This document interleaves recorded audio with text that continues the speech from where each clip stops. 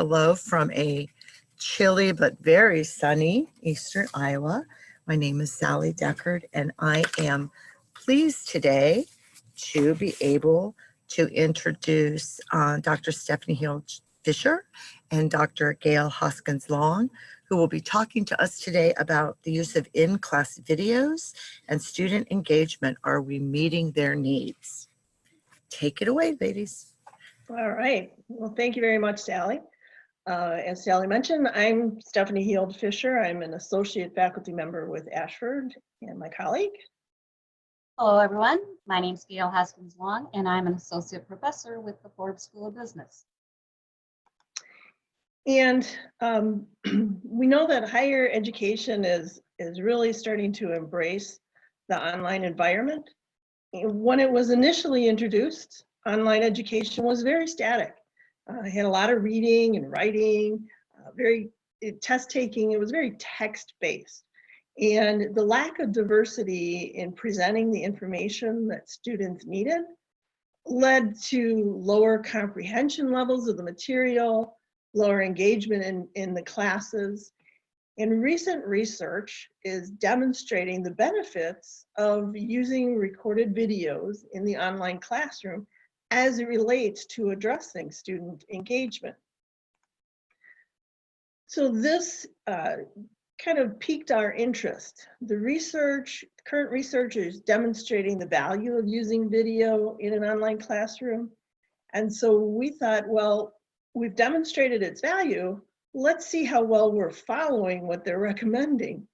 So we developed the questions of how much are instructors using video in the classroom, and are these videos meeting the needs of the students? Before we get started into our presentation, I'd like you to take a moment and think about how you use videos in your classes. What types of videos do you provide? What's the purpose of the videos? Are they original videos? Are they pre-recorded, like from YouTube or Khan Academy? Or are they a combination of both? We're going to be revisiting this topic at the end of our presentation, so please jot down some notes while you're thinking about this. The online environment for learning has been accepted and integrated into the higher education field.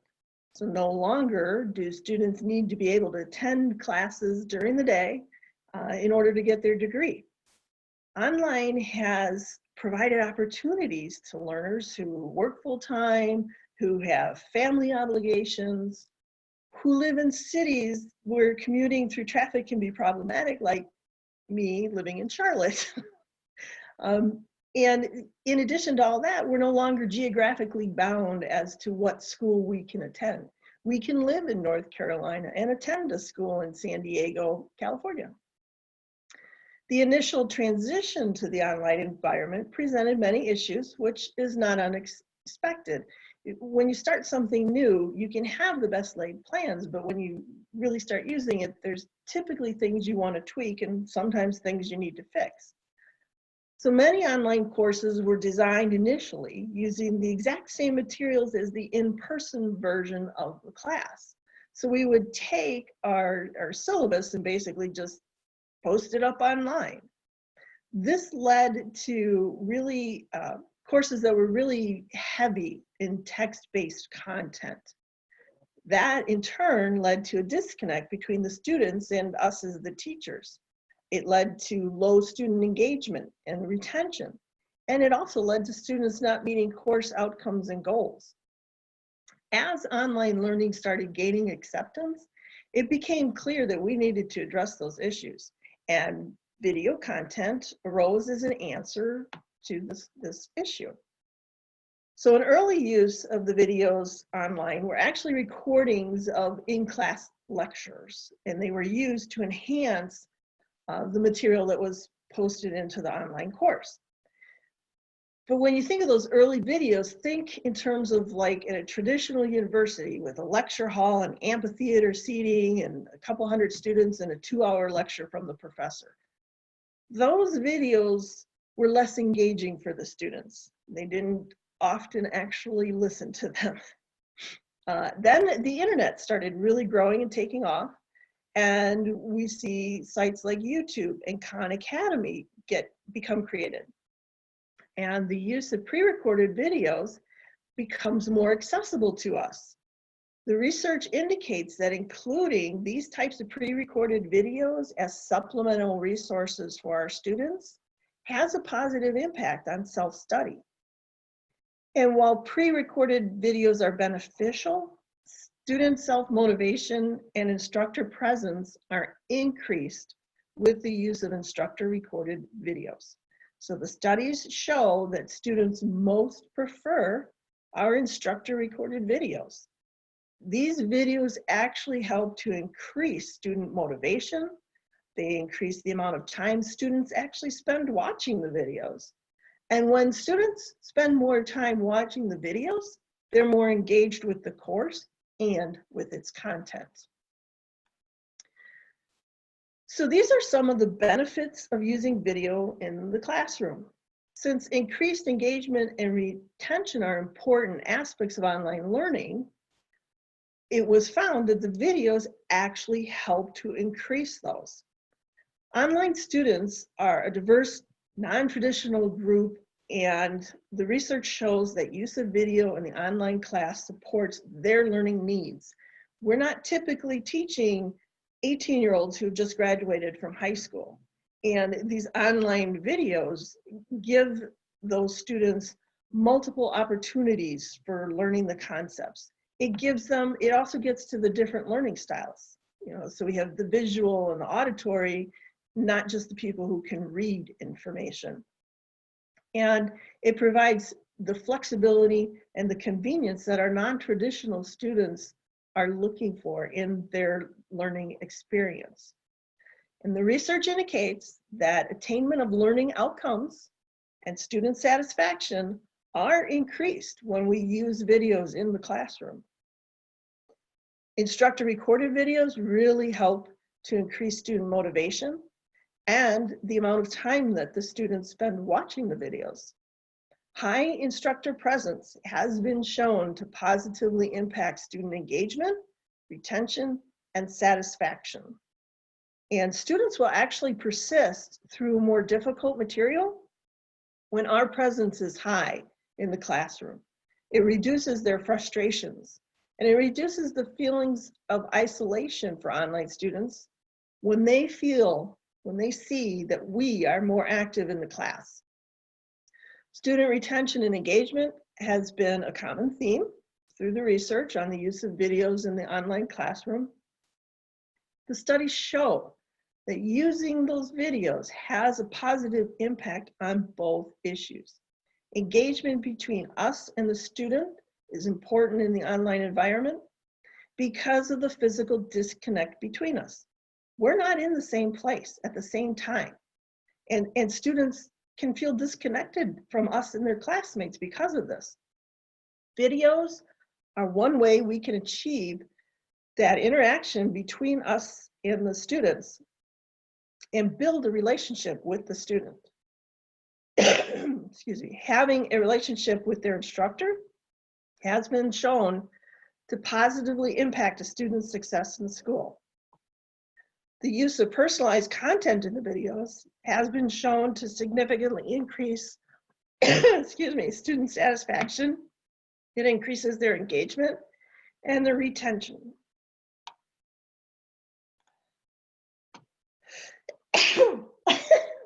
Perfect.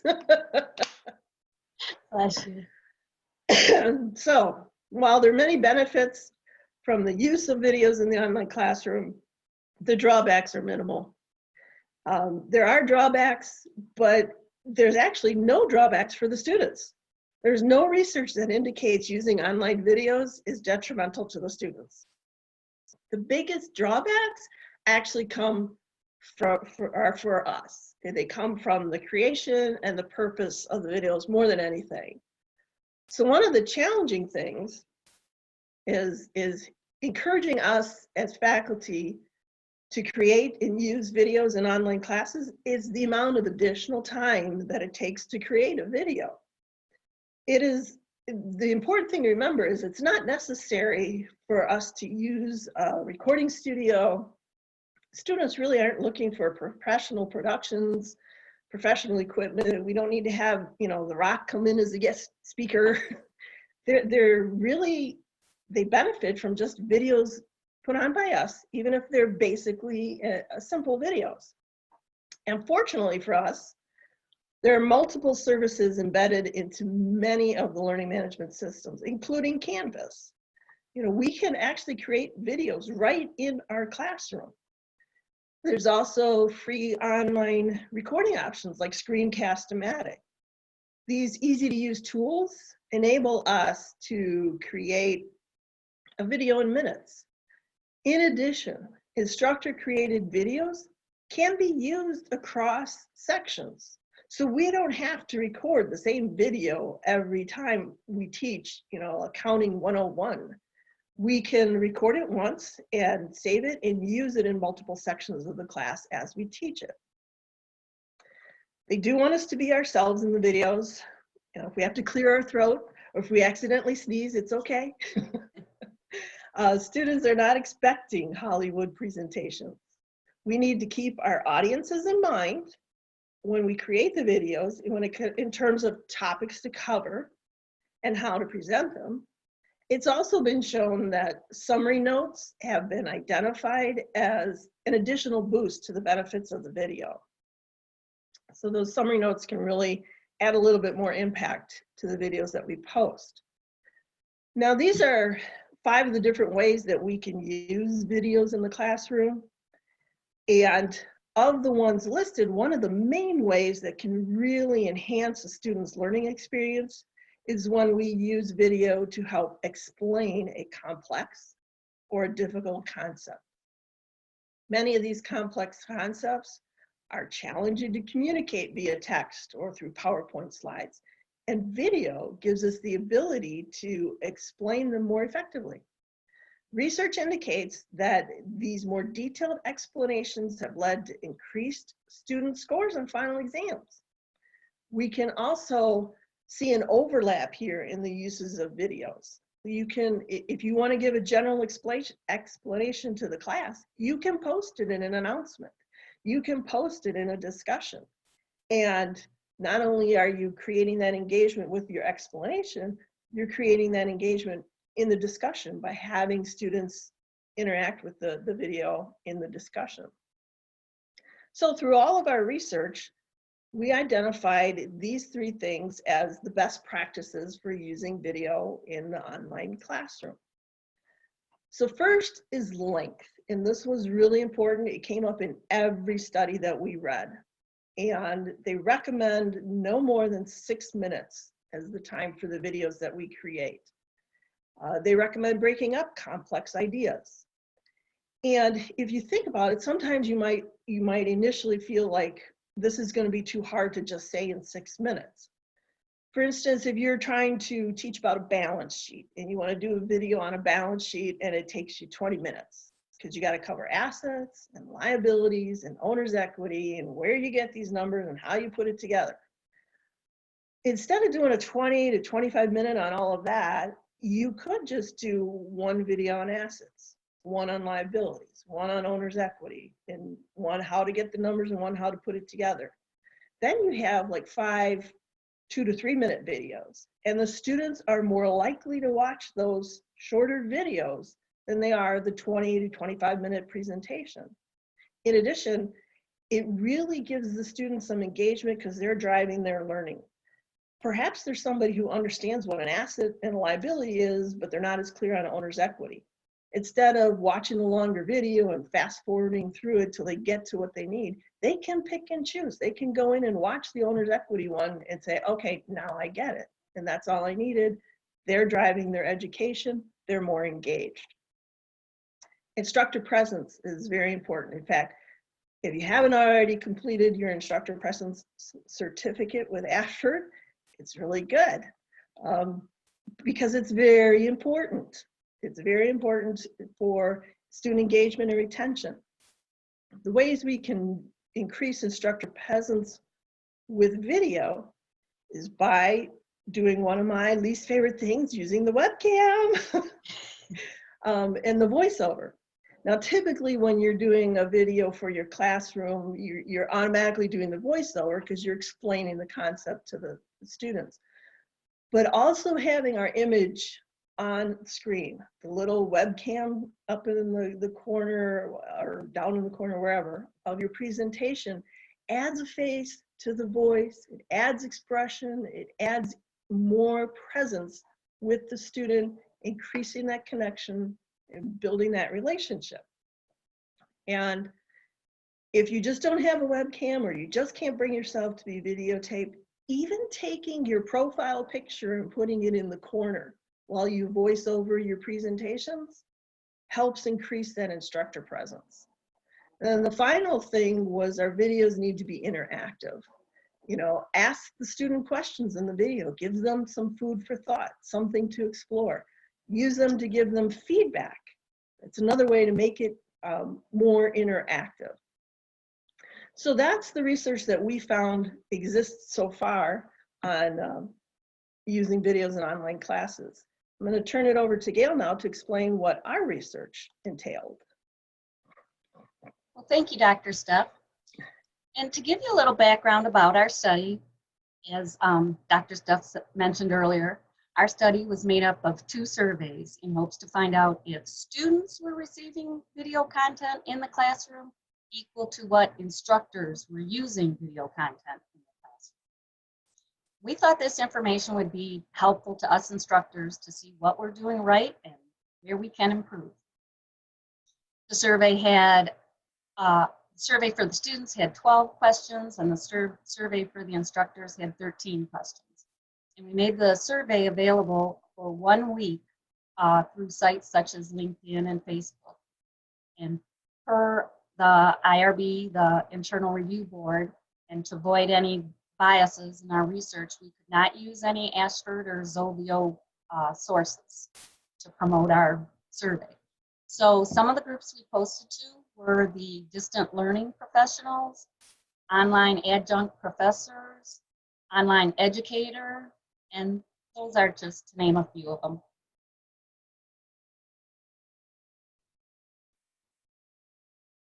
So now to get to some of our findings.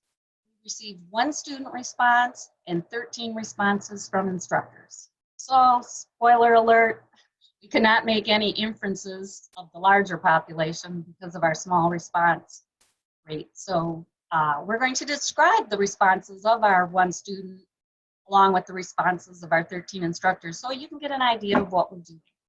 So if you did take our survey, we want to thank you too. So in our findings, most of the courses were asynchronous. 1 instructor had a flipped course and 2 of the instructors were unsure of the definition for a flipped course. So in the findings of the student, they said the type of video was a recording of the professor's computer, and it included the instructor's image. And the video was around 3 to 5 minutes in length, and the studio could not respond or participate.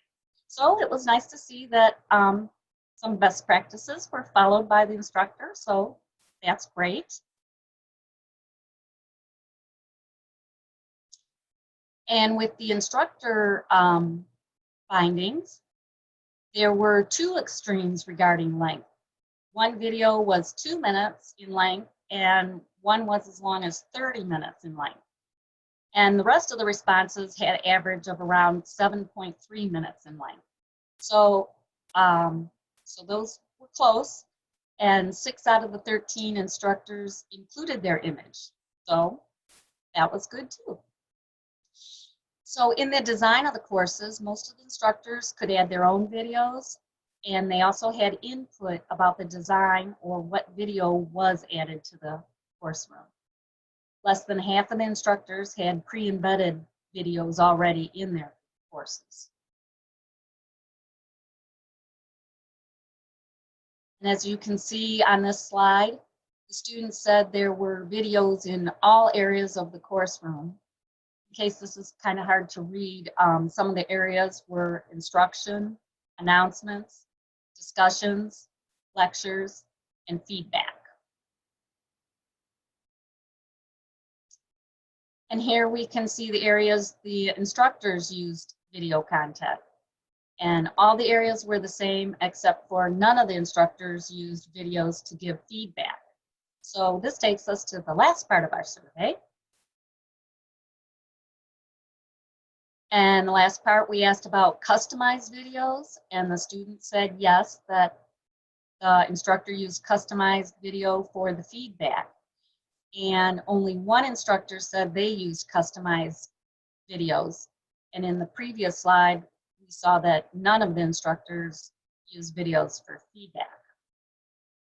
So the student did rate the quality of the videos in his course as excellent.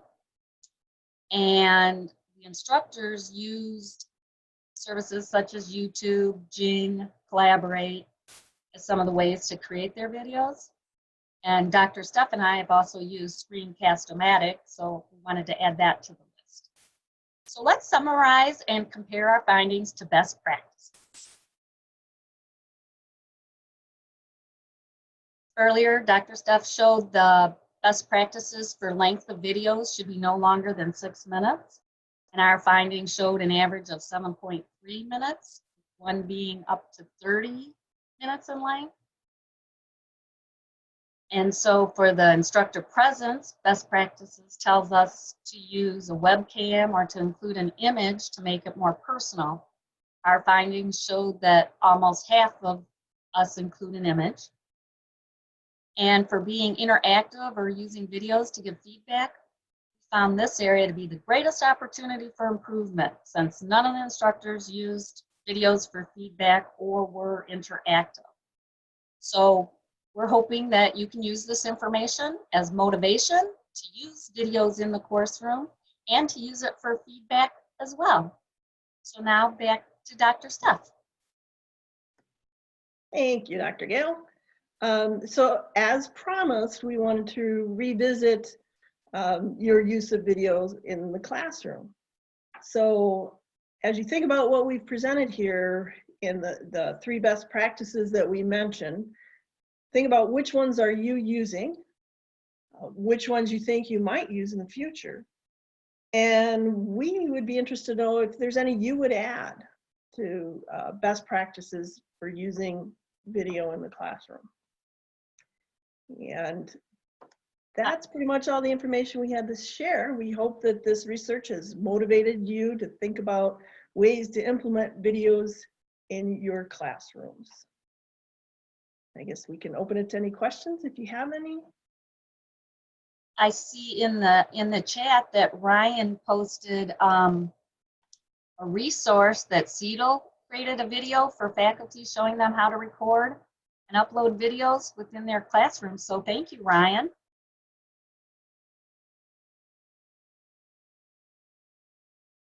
So do you in our current audience here, do you use videos? Do you create your own videos in your classroom?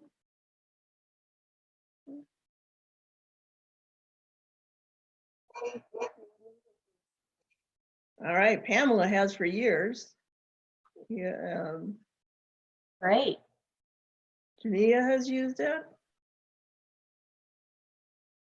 Stephanie uses it to reply to student introduction posts. I use that as well.